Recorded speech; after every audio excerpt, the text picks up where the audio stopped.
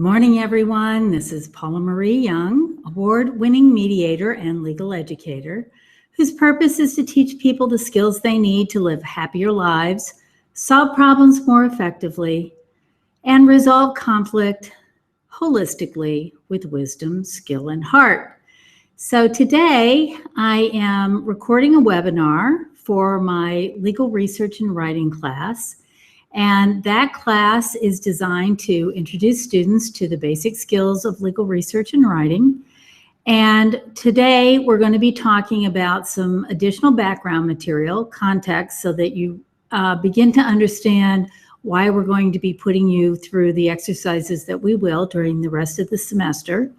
And we're going to be talking today about common law systems, which we started in week 2 before the holiday. And we're going to continue expanding on that conversation. And we're also going to be talking about sources of law and how they are put in a hierarchical system in terms of whether or not other courts have to follow them. So without any further delay, I'm going to go get my slides, but I want to explain to people who are watching this webinar for the first time that even though it's a recorded webinar that you will watch on replay, you can still ask me questions. And you'll notice that off to the right, there is a question box, and those questions will come to my email, and I am happy to answer any questions that come up. So feel free to post questions as you work through this material. Now, again, one of the reasons that I'm doing this is because we're working both across languages and across cultures. I thought it might be nice to give you a second chance to review any of these materials, or to review them as many times as you want. And I'll keep doing this throughout the semester so that you have this additional support.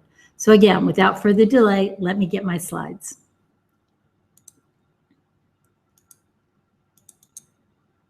All right, here we go. So this is what we're going to be covering in class today. Common law systems continued, sources of authority, and weighing precedent. And I'll talk about that more in a minute. Sources of law, both primary and secondary, as they are called, and whether they are binding or simply persuasive authority. It's been a while since I've done this, so give me a minute to play with it. All right, so for this class, we're going to be reading and, well, really, this is for the whole week. So however I get through this during the class weeks, that's the way it's going to work. So for some of you, I see you 3 times a week, which means that we're going to have smaller chunks of this material. For those of you that I see twice a week for an hour and a half about, you're going to be seeing this only in, I hope, 2 chunks as we move through it in class. All right, so the reading for this week was Ranking or Weight of Authority, Chapter 2 from the Introduction to American Legal Research and the Federal System, and that's up on Blackboard, so go ahead and download that and read it either before you watch the webinar or after you watch the webinar. Either way, whatever your learning style demands in terms of you being able to master this material, then do it the way that makes sense to you. We're going to be doing a minute memo in class so that I can check in and see how you are doing with the material that we've covered so far. I will give a lecture. I'm hoping to engage in some discussion as we go along. And then I'm hoping that we're going to get to a ranking exercise to help you begin to work more with these materials. Okay, so we had begun talking about the different types of legal systems, common law, civil law, and mixed systems. And because this legal research and writing class is really focused on the U.S. common law system, we're going to dig into it a little more deeply so that you'll begin to better understand the materials that you're going to be working with later on, both in terms of our class, but also in terms of the 2 weeks that you spend with the legal research instructor during, I think it's week 12 and 13, as I recall. Okay, so let's first talk about sources of legal authority. So when we talk about these, we're talking about primary and secondary authorities. So the primary sources of law are legal sources that are themselves law. So they generate law in some way or another. And we began talking about those different ways last time, but now we're going to go into more detail. So the way that I look at it, there's 5 major sources of primary law. And in the United States, we always start with the United States Constitution. And that is, of course, the most significant piece of law for people in the United States. And I assume that that's at least true in part in Qatar under your Constitution. In addition, you're going to see treaties ratified by the United States Senate. Remember that the United States has 2 legislative bodies, the Senate that has 2 representatives from each state, and then the House, which has representatives based on the size of the state. So in terms of international treaties, they are ratified by the United States, negotiated by the president and the executive agencies of the president, but then ratified by the Senate. And again, this is an expression of that balance of power that you see in the United States legal system. The other source of law is legislation or statutes that are created by Congress. And again, to have a law, for a proposal to become a law, it has to be approved by both houses of Congress, both the Senate and the House of Representatives, and then it has to go to the president, who then approves it or vetoes it and sends it back. And remember, we talked about that last week.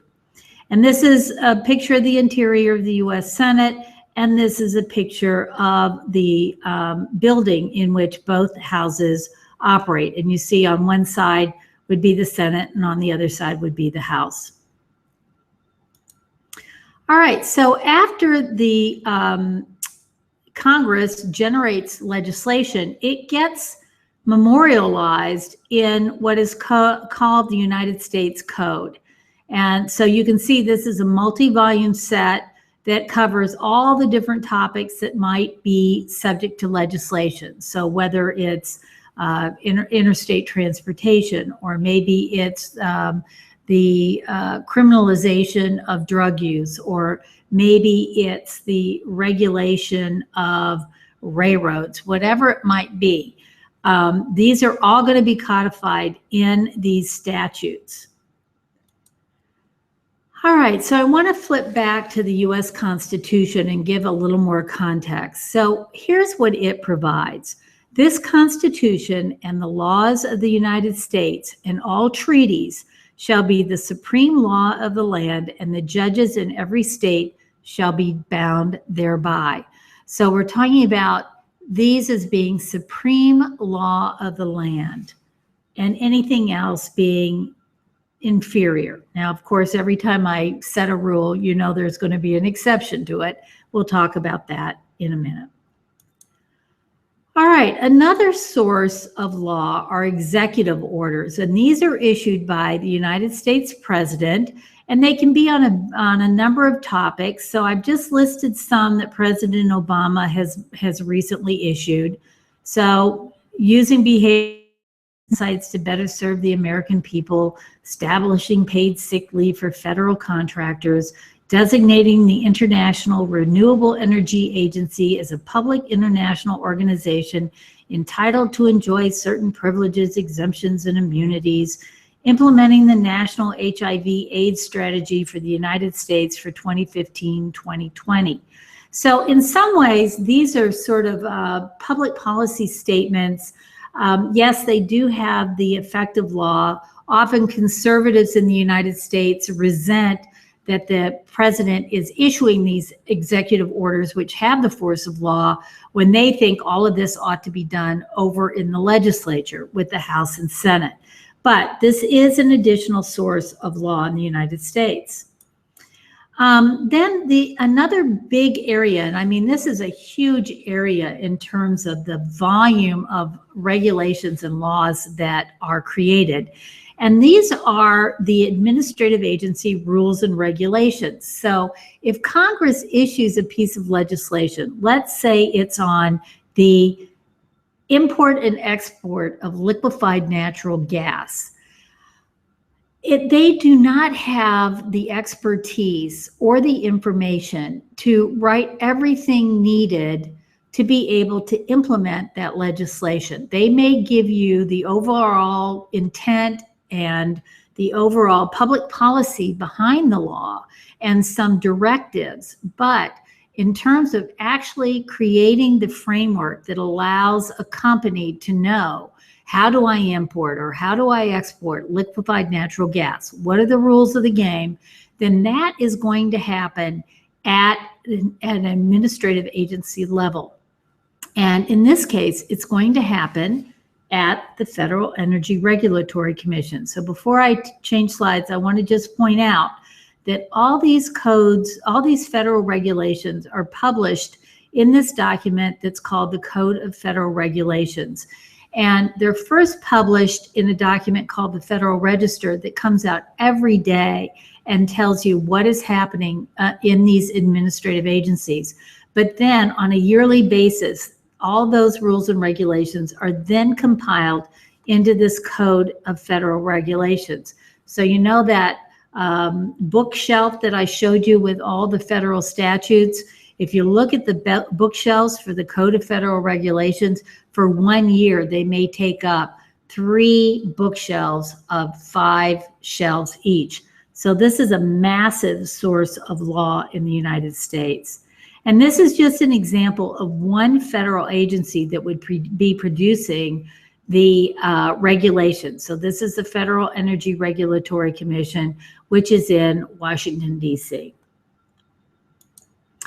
All right, the next major source of law are court decisions and orders. And this, again, is that basis for talking about the United States as a common law system, because early on it evolved as primarily, the law was primarily interpreted by courts who relied on prior precedent to interpret the next case, as distinguished from a civil law system where they just look at the document and say, oh, this is enough. This document tells me what I need to know. So court decisions and orders are a very big source of law. All right, now let's shift our focus to secondary sources of law as distinguished from primary sources. And these are not themselves law, but can persuade a law finding or a lawmaking body. So this is kind of everything else out there that, because of its nature, people who are actually making public policy, either by statute or executive order or by court order, will want to just consider, because there may be some good ideas in there. And it's this notion that maybe more heads are better than one, that the person who actually has to make the decision may want to rely on people that have the time to really focus on the bigger picture, I guess is really what would be the best way to describe this. So I captured this image because it's this notion of one person trying to persuade the decision maker, and that decision maker listening in one form or another to that person who's trying to persuade. So the way that I look at this, there's 7 major sources of secondary law. And I'm going to go through each of these separately, but I just want to show you the list first. So uniform acts, annotated summaries, the most used is probably American jurisprudence, or AmSure. Legal dictionaries, one example is Corpus Juris Secundum. There's a little more Latin for you. Restatements of law, where's my cursor? There it is. Restatements of law, treatises, casebooks, and law review articles, both those written by established scholars and law professors, and those written by law students. So let's talk about uniform acts first, and these are typical in the United States. And it's an act, a uniform act is a proposed state law drafted by the Uniform Law Commission and approved by its sponsor, the National Conference of Commissioners on Uniform State Laws, otherwise known as NCUSL. Now, you don't have to memorize any of this. I just want you to begin to get an overview and a sense of the structure of these sources of law. All right, so the members of NCUSL are typically appointed by state governors, so they represent a lot of different perspectives of states and potentially their different interests, depending on what their economy is based on or the different makeup of their population. And the Uniform Acts become laws only to the extent they are enacted into law by state legislatures. And a couple examples are the Uniform Commercial Code and the Uniform Probate Code. So here's the idea. Even though we are this federal system where you have this state law, or rather federal law, which applies to everyone, and so there's this universal system of federal law, and then the state law where all the states can kind of do what they want within the boundaries of this overarching federal law, there is this concept that we become a more efficient economic unit and potentially a more efficient social unit if the laws from state to state don't vary dramatically, that there is some predictability. Again, you know, the reason that you are a country that's ruled by law is you want people to be able to reliably order all of their transactions, whether they're commercial or whether they're within the family or whether they're within social organizations. People want that predictability. And so one way that we succeed in doing that at the state level is by creating these uniform laws and then the individual states passing them. Now, sometimes they'll modify them a little bit to reflect their own interests, but overall, they will be a more uniform law at the state level. So this is just what one of these looks like. This is just the standard Uniform Commercial Code. And in this case, they're actually also providing some legal forms that you can use.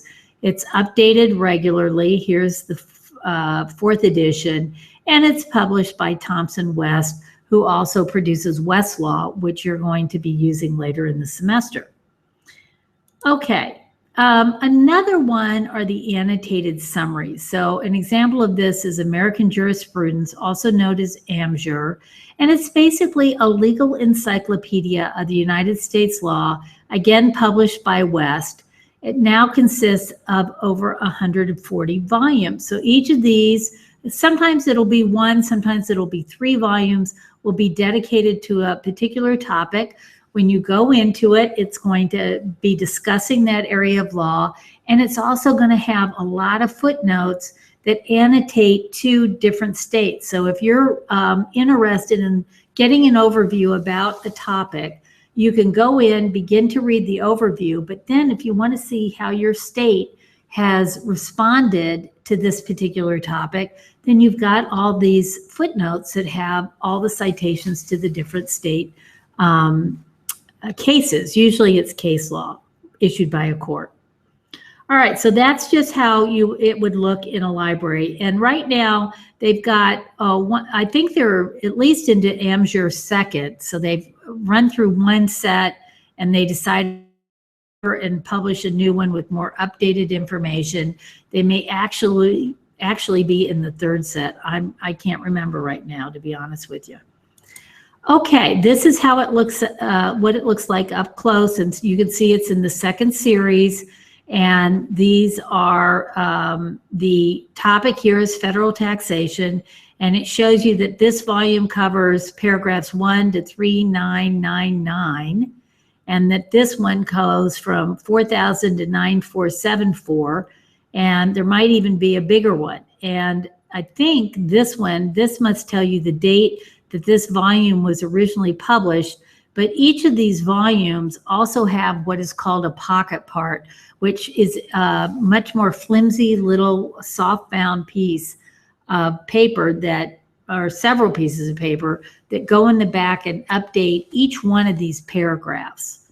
And then you'll see this is just the volume number for AmSure. So if you were citing it, it would be AmSure second, volume 33, paragraph, and then whatever paragraph you're using. All right, the next one is the Legal Encyclopedia, and we already saw one of those. This is just another type of one, Corpus Juris Secundum. Again, an encyclopedia of United States law at the federal and state levels, arranged into over 430 topics, which in turn are arranged into subheadings, and it consists of about 164 volumes. So this is how it would look on a library shelf. And if we zero in, you can see similar sort of thing, volume number and the topic, and then the paragraphs or sections that are covered. So wills has got several volumes.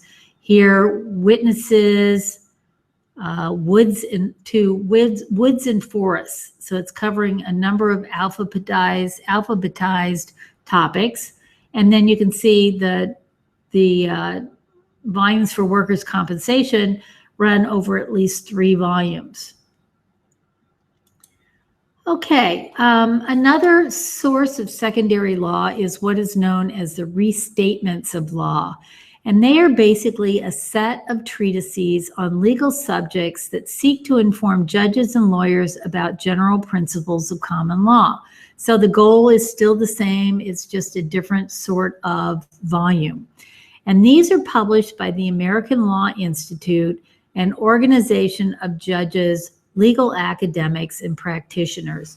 And I want to stop here a moment. You see I've left in the hyperlink, and I will post these slides on Blackboard. And then if you activate the slideshow, you can go in and activate these hyperlinks if you wanted to get more information. Okay, so let's take a look at those. So this is an example of it. This is the Restatement of Law on Employment Law. And these are fairly persuasive documents because they are often put together by very well-respected people in the field. And they take a long time putting them together. And so they're very reliable summaries of the law.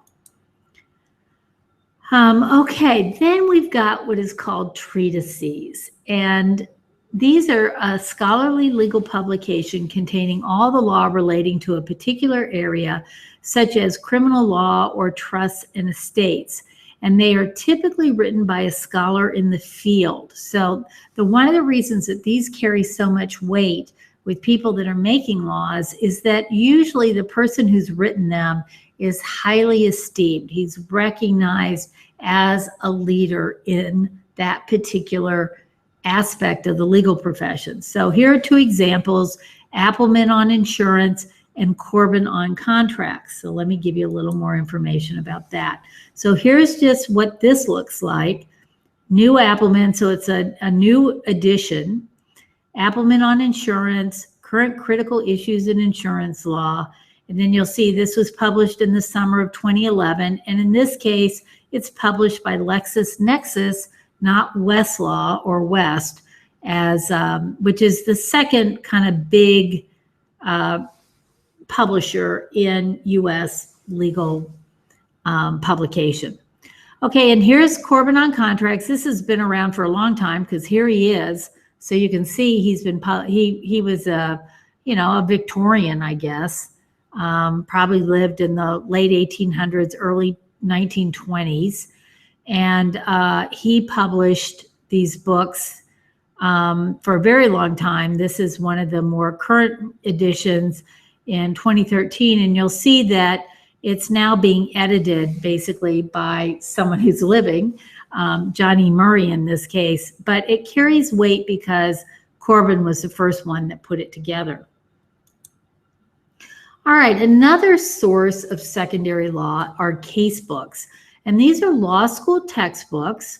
And most case books are authored by law professors, usually with 2, 3, or 4 authors, at least one of whom will be a professor at the top of his or her field in the area of discussion. So again, one of the ways that we teach law in the United States are these very thick, very heavy books full of excerpts from cases court cases, again, because we're working mostly with common law. Depending on the topic, they may also include statutory sections, like if you're working with, if you're learning federal tax law, for instance. But the point is that they're put together by people that are highly esteemed, because otherwise the publishers don't want to bother with it. They want somebody that's credible, because they want people to buy the book and they want people to use the book. So these are some examples of some U.S. Case books. This one's Constitutional Law. You can see it's been published a number of times, 15th edition. And here are the two authors. And then here's the publisher, Foundation Press. And then this one's on civil procedure. This one's published by Aspen. Here's the author. It's in its 8th edition. And this is the parent publisher. This is not an unusual image for U.S. law school students. Big stack of books on either side, a big book, a big thick book open to the pages, cup of coffee to keep them awake, and them concentrating as best they can on this very difficult material. All right. Another source of secondary law is law review articles. And these are written by scholars. They can either be judges or law professors or just other scholars in a field. And they are a scholarly journal focusing on legal issues, normally published by an organization of students at a law school or through a bar association. And so let me just tell you about this. So every U.S. law school has got a scholarly journal. And I think that Qatar University College of Law also has one of these journals, if my orientation materials are staying in my mind. And so the students are the ones that pick the articles and then edit them and then get them through the publication process. And so the law students sit in an editorial board, and they also will sometimes choose publication by law students, which are often called notes as opposed to articles. So let's just get a little more information about that. So here, for instance, is the Harvard Law Review, and you can see there's one key article. They also had a symposium in which they had a number of speakers come, and they're publishing the symposium papers. And then here are notes, and it looks like there's 2 from the students. And then maybe they've got a brief summary of recent cases that they think they need to summarize. Maybe there's, I keep losing my cursor. Maybe there's a summary of recent legislation, and maybe they do a book review or 2 on publications. And I just wanted to share with you this photograph of what was the Harvard Law Review Board of Editors. And in this case, President Barack Obama was elected by his peers to be president of that bar review organization. All right, this is another example. So here's the Georgia Law Review, and you can see it's kind of organized in the same way. Articles, maybe a symposium, and then maybe some notes by students. And this is their law review board. And you can see these are usually top students. They're usually in the top 10% of their class. So they're very good students that get involved in this. Okay, now let's shift to the topic of weighing precedent. So now what we're trying to figure out is a case carry weight in terms of being something that is controlling or binding on another court. So we want to start with this general concept that rulings of an appellate court are a mandatory source of law, and they are binding authority on courts under its jurisdiction. Okay, so what they're saying is you've got the trial level court, they do the fact finding, listen to the witnesses, then eventually issue a ruling. If the parties want, they'll appeal it to that intermediate appellate court. That appellate court, if they issue a ruling, it's going to be a binding on all the trial courts that are within their geographic and subject matter jurisdiction. I'll talk about those terms in just a minute. But let's say a party wants to appeal it up to the Supreme Court.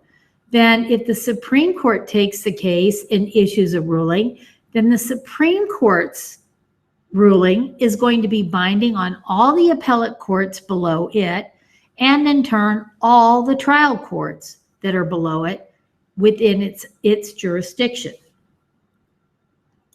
All right, let's talk about jurisdiction.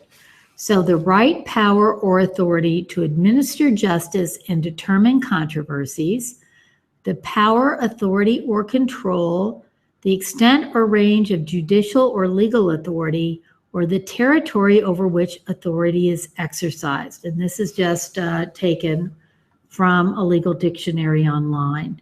So it's this notion of having control over something that is below you.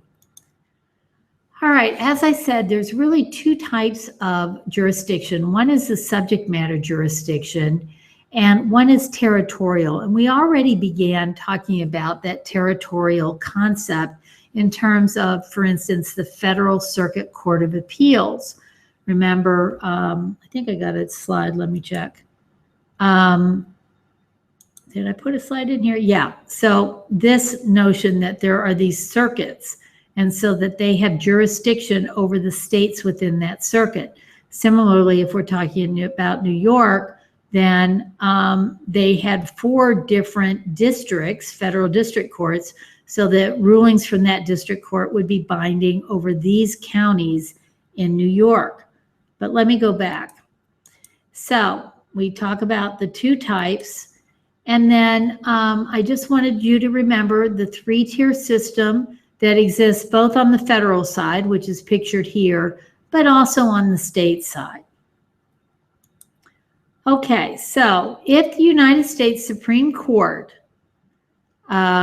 issues a ruling, then that decision would be binding on the Second Circuit Court of Appeals and any other federal circuit court. So the Supreme Court is superior to all other courts, right? It sits at the top of the pyramid. So its decisions are going to be binding on any court of appeals. So it's not only binding on the Second Circuit, it would be binding on all the other circuits. And then at the federal district court level, it would be binding on all courts at that trial level.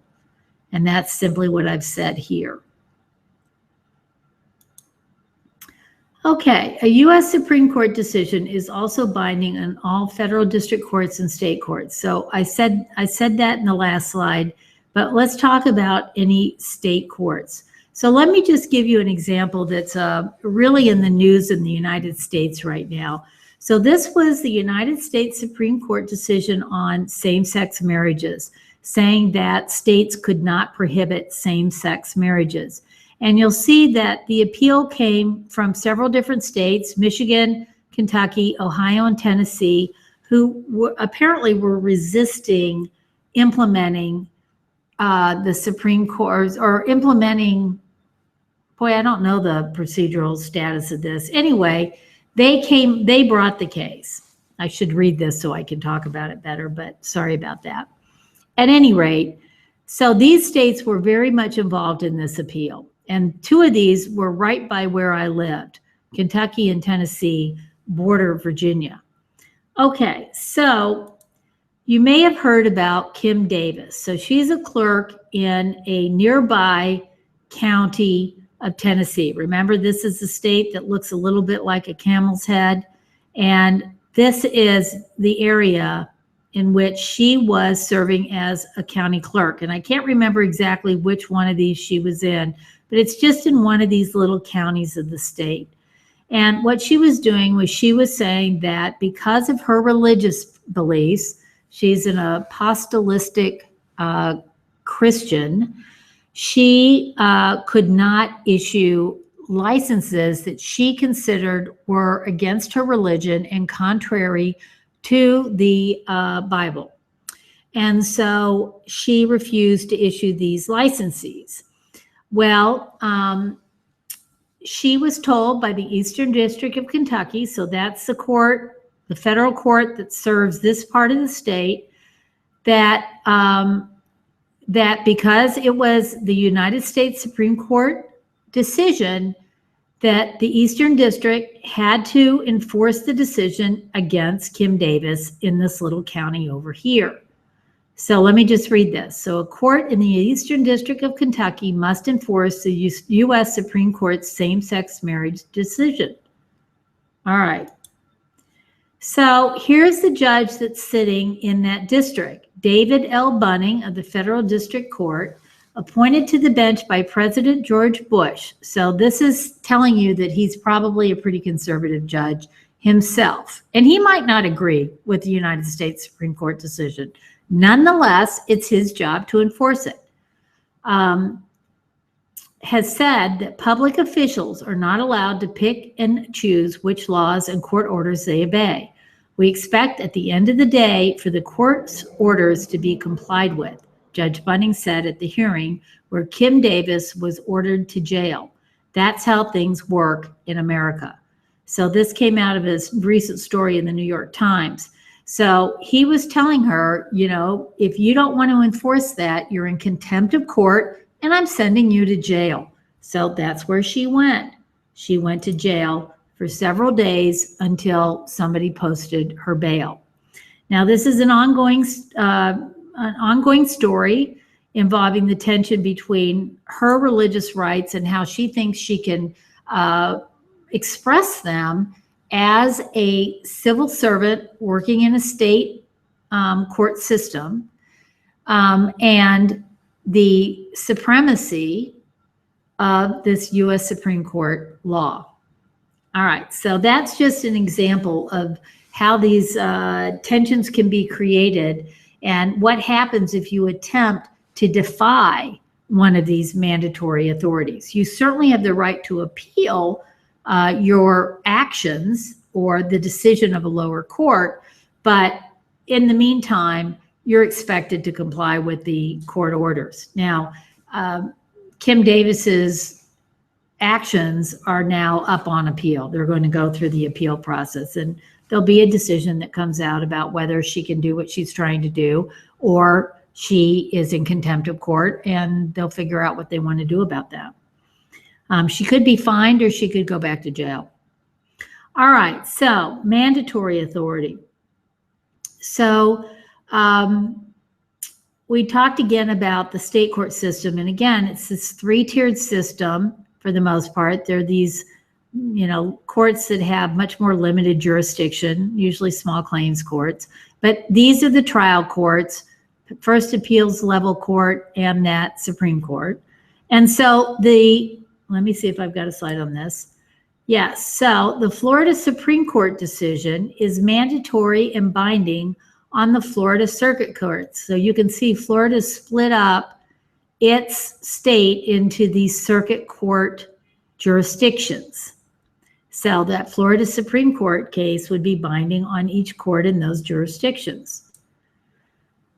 All right, now let's shift the focus. We're going to be talking about persuasive authority. And this is something that simply persuades. And I talked about this earlier. So this is that, it not only do secondary sources of authority serve as persuasive authority, but decisions from courts that are not in your jurisdiction or not binding on you can also be persuasive, because a judge in Montana might have a good idea that a judge in Virginia wants to adopt and apply in decision. All right, so just to look at the definition of persuade: to induce to believe by appealing to reason, to convince. So this is this thing where, because it's a rational expression of good public policy, another court might want to adopt it. All right, so let's think about this in terms of our federal circuit courts again. So a Ninth Circuit decision coming out of these Western states is not mandatory or binding on a New York federal district court, but its reasoning might be persuasive to a judge facing a similar controversy. So again, a Ninth Circuit decision would be binding on all these states, but it's simply persuasive to courts that are in a different circuit.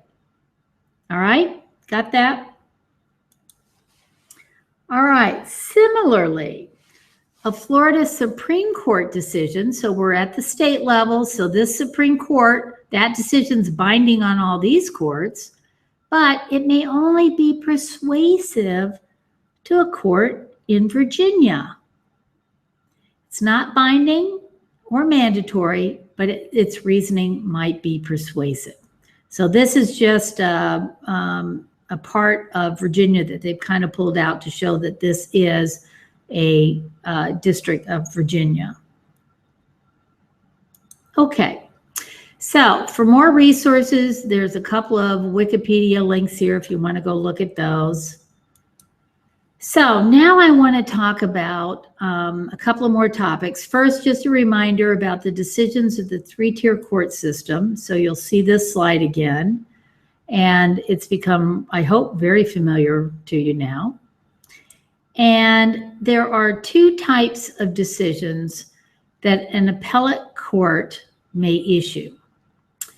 And it, again, for the top appellate court, so whatever is the one that's at the top of the pyramid, they usually can choose the cases that they hear, because they just don't have time to hear all the appeals. And once they accept a case, they have two types of opinions that they can issue. Okay? So the first one is to affirm the lower court's opinion and decision. So basically what they're telling the lower court judge is, you did fine, there are no errors, we're happy with what you've done, we agree with it completely. So it's kind of a big thumbs up for that lower court judge. And the way that you can tell what's happened on appeal when you're looking at a citation, and we're going to talk about citations later, is that you'll see this little abbreviation for affirmed, AFF''D. And just as a primer on citations, here's the plaintiff, the person who brought the case, or in this case, maybe the appeal. It's complicated, I'm sorry. Just for a moment, hang with me. And then the person on the other side, or the entity on the other side, the volume in which the case is reported, the reporter, in this case, the federal reporter second, the page number on which the case first appears, the circuit issuing the case. So this was the Third Circuit, which is just a little bit south and west of the Second Circuit where New York is, includes Pennsylvania, the date of the court opinion, then the fact that it was affirmed by the United States Supreme Court. Again, here's the volume of the U.S. court reporter, the page on which the case first appears, and the date on which the U.S. Supreme Court issued that opinion. All right, now the second type of decision is what is called vacate and remand the opinion. And this is simply telling the lower court, you made a mistake, see if you can fix it. So the vacate is, you made a mistake, we're not agreeing with you. Remand tells them, go try and fix it. So here's an example of a citation where we see that. Youngstown Steel Equipment Sales, Inc., the United States. Here's the citation to the Court of Claims in this case. The date issued, it was reversed, and it was reversed by the Federal Circuit Court, which is the additional circuit court that we talked about briefly, and the date. Okay, so this is in a more specialized court than the ones we've been talking about, but I just wanted to show you that this is how that's abbreviated, so you know what happened in the second case. Now, this is going to tell you this case has no weight or authority. Excuse me. The higher court has reversed it and completely said, we don't want anything to do with it. Sorry, I've been talking a little too long. I'm almost done. Okay, three-tier court system. So if an appellate court affirms a lower court decision, that lower court's decision now carries more weight with subsequent courts deciding similar issues of law. So if it was just a trial court opinion, the other trial courts might say, yeah, he does a pretty good job. We're gonna follow what he's done. But then once the appellate court says, no, that trial court judge was absolutely right on this issue, then the other trial court judges are going to say, oh yeah, okay, I see. Yeah, I'm going to follow that. That's a much more important statement about what the law is, because now we've got the appellate court saying it's good law. All right, now we're going to talk about federal preemption. So this is just a little more complication in trying to understand how that U.S. system works, but hang with me. It's not something you're going to have to memorize. I just, again, am talking in very general concepts right now. So back to our notion of federalism, where we have the federal system and we have the state system. So states retain authority unless it is expressly given to the federal government, okay? And the delegation to the federal government must be clear. So when Congress, the U.S. Senate, the U.S. House create a law that they want to have preempt the field, control everybody and every court in the land, whether it's federal or state, then first of all, they're going to be legislating in an area that particularly needs that uniform federal legislation. And then they're going to make it very clear that they don't want any other states mucking around or fooling around or being involved with that area of the law.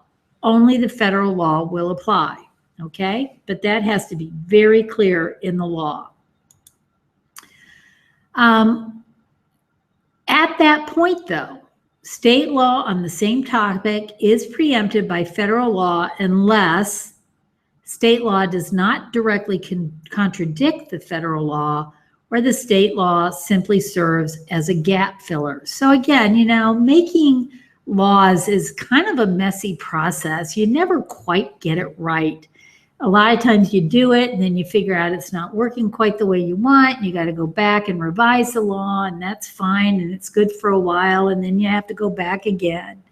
And so oftentimes the state law might be filling that gap until maybe the federal system reworks the law, reissues the law, revises the law. All right. Sometimes, though, the state law will be on the same topic but won't directly contradict the federal law. So, for instance, let me see if I can try and figure out an analogy here. So you just went through a holiday in which part of the tradition is to slaughter an animal. And so maybe in the United States, there are regulations about food safety that say that all livestock must be slaughtered in federally approved slaughterhouses. And those slaughterhouses will be monitored by federal inspectors. All right, so that's federal law, and it would seem to preempt almost any effort by a state to regulate livestock slaughtering. But what if the federal law lists the following animals: beef, lamb, goat, and chicken, but doesn't say anything else about any other animal? So now the state comes in and says, you know, we want to regulate food safety too, and we're going to regulate those areas that are not regulated by the federal government. So we're going to regulate the slaughter of rabbits, ducks, and seafood, okay? Something like that. So there's no contradiction, so they both can go forward. All right, now I'm shifting topics again. So remember we talked about there were two types generally of jurisdictions. So subject matter. Now we're drilling down and digging more deeply into this notion of subject matter jurisdiction. So there's two kinds, federal question and diversity jurisdiction. And we talked a little bit about this, at least in two sections of the course, in connection with the effort to produce a purse and whether or not it violated trademark. And so we talked about one person being from one state and another person being from another state. And so that was when I was trying to introduce you to this concept of diversity jurisdiction. So we're going to go into it in a little more detail. So let's start with federal question jurisdiction. So these are actions or lawsuits involving either foreign states, like if the United States had a dispute with Canada, maybe it's a trade dispute or something, that's going to be heard by federal courts. Cases involving federal law, so any law that's coming out of the United States Congress. Admiralty cases, because there's this notion that you're dealing with the high seas, and that has a more federal sort of public interest at stake, and it couldn't really be successfully regulated by all the different states that might be bordering on an ocean or a gulf. And then bankruptcy cases. And this, I don't really know. I guess, again, this notion that you want to have a national policy about how to handle business failures or personal financial failures. But those are the areas in which federal jurisdiction applies. Now, in federal law, you'd also include any constitutional questions that come up. All right, diversity jurisdiction. So these are controversies between citizens of different states, like Kentucky, and this is a picture of Kentucky horse country. Kentucky's very well known for its horses. And Virginia. So this is a picture of the Blue Ridge Mountains of Virginia, part of the Appalachian mountain chain that I lived in. And you can't just be citizens of different states. They also want to make sure these are valuable cases, high dollar cases, because otherwise the federal courts would be flooded with these sort of cases. And so the limit now is that the value of the case has to exceed $75,000, which is about $273,000, almost $274,000 Qatar reals. All right, so now here's how things get complicated and confusing again. So in diversity cases where you're dealing with citizens from two states, federal courts will apply state law. So here's this crazy thing. You think, oh, federal courts are only going to apply federal law. But in this one area, now they're told you have to apply state law because there is it's complicated, and I'm not going to go into it too much. It's just there's a notion that since these are still state controversies, state law should apply. All right. Then there's a big fight over which state's law should apply, but it should be state law. So decisions of state Supreme Courts are going to be binding on the federal courts, and this is just known as the Erie Doctrine. And I'm not going to go into a lot of trouble about it. I don't think it's going to come up in the problem that you work with later in the semester. And believe me, it takes about 2 or 3 days to explain this in a U.S. law school. So I don't think it's that important for you at this point. But this notion that things are kind of upside down with the federal courts applying state court law in this particular circumstance. All right, so a final word on this. Except for United States Supreme Court cases, no one case will ever be mandatory authority for all courts. All right, so let's go back. United States Supreme Court's cases bind everyone, including Kim Davis in a remote rural county of Kentucky. But all the other court cases are limited either by subject matter jurisdiction or by territorial scope. territorial jurisdiction. And so all those other cases may be persuasive in another court. So thus, if a case is merely persuasive, you must consider how much weight it will have in another court. So just how persuasive is it going to be? Just a little bit or a whole lot? That's the question. All right, so the next class, we're going to be talking about sources of law. We're going to continue that if needed. The Qatari legal system, both the case law, and we're also going to be talking about the Qatar International Court and Dispute Resolution Center, which I visited about a week ago. The introduction to basic citation, I already talked about the different elements of a citation, but we'll go into that more. Case briefing, reading and understanding the law, and then how to summarize it so it's easy to get back into. We're going to be talking about identifying legal issues and identifying nice versus necessary facts.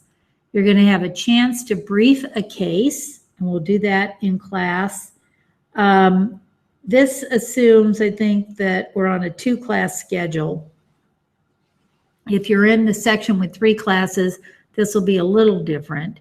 But then you're also going to have some homework, the case brief number 1, and then you'll bring it back later in the week, and we'll be talking about that in class to see how you did. Okay, so that is the end of my slideshow and webinar today. Let's see if my face comes back. Usually it does. There I am. All right, so I'll see you until next time. It was good to spend this time with you, and if you have any questions, be sure to send them to me by email. All right, bye now.